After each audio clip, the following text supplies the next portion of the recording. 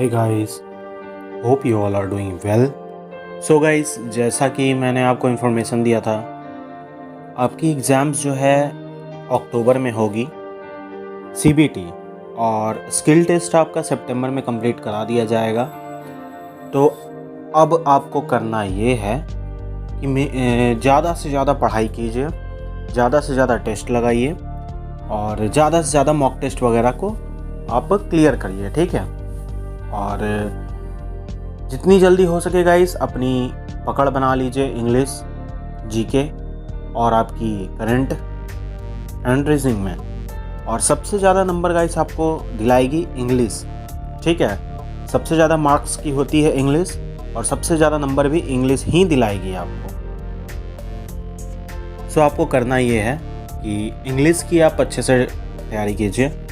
English में आपकी सबसे ज़्यादा नंबर दिलाएगी आपको 10 मार्क्स की, सबसे आसानी से सबसे जल्दी आपको नंबर दिलाएगी एक्टिव पैसिव वॉइस एंड आपकी डायरेक्ट इनडायरेक्ट नरेशन, ठीक है। ये दोनों अगर आप कर लेते हो गाइस तो इसमें आप 20 में 20 पूरी नंबर उठा सकते हो, ठीक है। इसमें ये नंबर बहुत आसानी से आपको मिल जाएंगे 20 में 20, क्योंकि इसमें बहुत ज़्यादा मेहनत नहीं करनी होती। डायरेक्ट इनडायरेक्ट स्पीच और आपकी ये वॉइस और नरेशन, ठीक है। इन दोनों को आप 10 क्वेश्चन आप मुश्किल से 2 मिनट लगाओगे, इतनी आसानी से ये जल्दी जल्दी हो जाएगी आपकी, क्योंकि टाइम भी अपने को देखना होता है एग्ज़ाम में।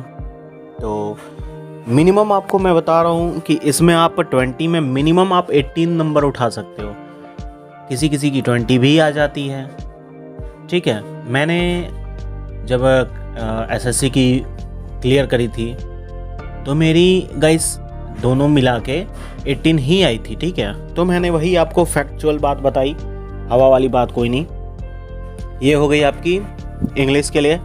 और दूसरा, कॉम्प्रीहेंशन जितना आप रीड करोगे उतना बेटर है। और कॉम्प्रीहेंशन के आपको 2 फ़ायदे मिल जाएंगे। पहला, आपका पैसेज आपका क्लियर हो जाएगा। दूसरा, PQRS आप कर पाओगे। और एक बोनस मैं बता दे रहा हूँ, तीसरा कि आपके क्लोज टेस्ट जो है ना वो बहुत ही आसानी से आप कर पाओगे, क्योंकि क्लोज टेस्ट जो भी होता है ये पूरा बेस होता है आप कैसे समझ रहे हो, ठीक है। ये समझने पर डिपेंड करता है। तो आपको करना ये है इसमें कि इंग्लिश के लिए मैं आपको बता रहा हूँ जैसे जैसे, बस आप वही करते जाओ। इंग्लिश में आपकी नंबर बिल्कुल उठेगी। आप पैसेज की तैयारी कर लो, PQRS के हो जाएंगे, क्लोज टेस्ट के हो जाएंगे आपके, ठीक है। ये बहुत ज़्यादा नंबर देने वाली ये सारी हैं। और ईडियम फ्रेजेस आप कर सकते हो, ये आसान है। लेकिन कुछ मैं आपको बताऊंगा जो थोड़ा टफ है गाइस, तो वो थोड़ा मुश्किल है करना। जैसे कि मैं आपको बता दूं, सिनोनिम एंटोनिम, ये थोड़ा टफ हो सकता है, ठीक है। एरर फाइंडिंग भी बहुत ज़्यादा टफ नहीं होता, लेकिन सिनोनिम एंटोनिम जो होता है ना, ये इसकी कोई सीमा नहीं है, ये कहीं से भी पूछा जा सकता है। तो कुछ कुछ आप कर सकते हो, लेकिन कुछ में अगर डिस्टर्बेंस होती है तो उसे छोड़ देना है, ठीक है।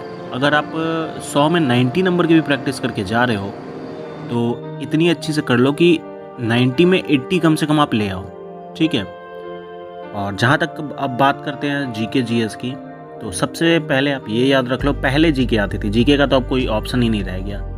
GK बहुत कम आती है, सबसे ज़्यादा करंट आता है, ठीक है। तो सबसे ज़्यादा आपको करंट पढ़ना है। जब से एग्ज़ाम की नोटिफिकेशन आई थी तब से लेकर अभी तक, यानी कि जब तक एग्ज़ाम ना हो जाए तब तक का आपको पूरा का पूरा करंट पढ़ना है, ठीक है। GK तो आप पढ़ ही चुके होगे, अगर नहीं पढ़ा है तो लूसेंट से स्टार्ट कर दो पढ़ाई करना। और करंट के लिए मैंने बुक सजेस्ट करी थी, वो मैं लिंक डाल दे रहा हूँ नीचे डिस्क्रिप्शन में, आप देख सकते हो। तो करंट वैसे आपका हो जाएगा। और जितना ज़्यादा हो सके करंट ही पढ़ो आप, क्योंकि करंट से ज़्यादा वेटेज होता है क्वेश्चन का, ठीक है। तो GK और करंट ये हो गया। और लास्ट बचा आपका रीजनिंग का। तो रीजनिंग के पार्ट में मुझे लगता है जैसा कि प्रॉब्लम होता है सबसे ज़्यादा सिटिंग अरेंजमेंट में, तो या फिर डिपेंड करता है, जैसे मुझे होती थी सिटिंग अरेंजमेंट में, बहुत ज़्यादा नहीं फिर भी होती थी दिक्कत।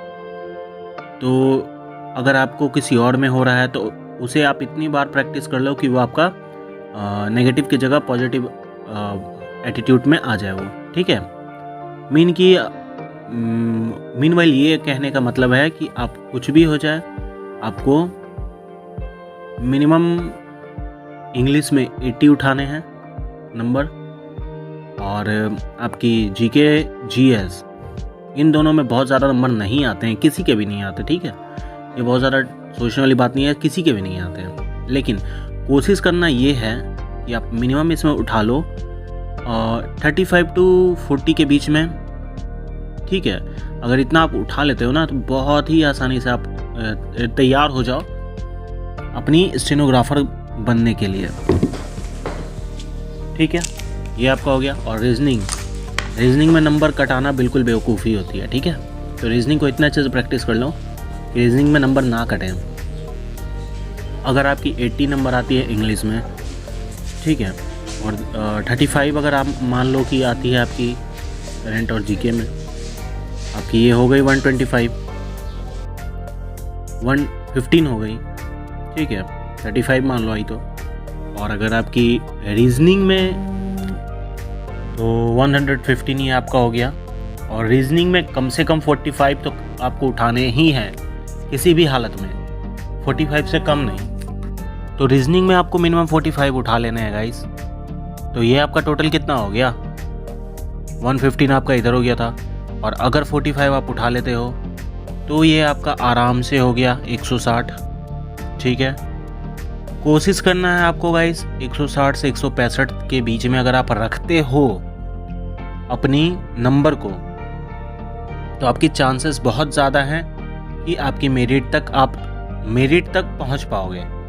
क्योंकि इतना ज़्यादा अब कट ऑफ जा रहा है कि अब मुश्किल है। अगर आप इतना नंबर भी नहीं लाते हो तो आपको मुश्किल है, ठीक है। इतना नंबर तो आपको आना ही चाहिए। तो लग जाओ अभी से मेहनत में, 2-2.5 महीने पूरे बचे हैं आपके पास, करो मेहनत जम के। और कोई भी क्वेरीज होती है कमेंट करो, ये आपका अपना चैनल है। तो मिलते हैं अपने नेक्स्ट वीडियो में, तब तक के लिए keep practising, keep supporting, be safe, जय हिंद।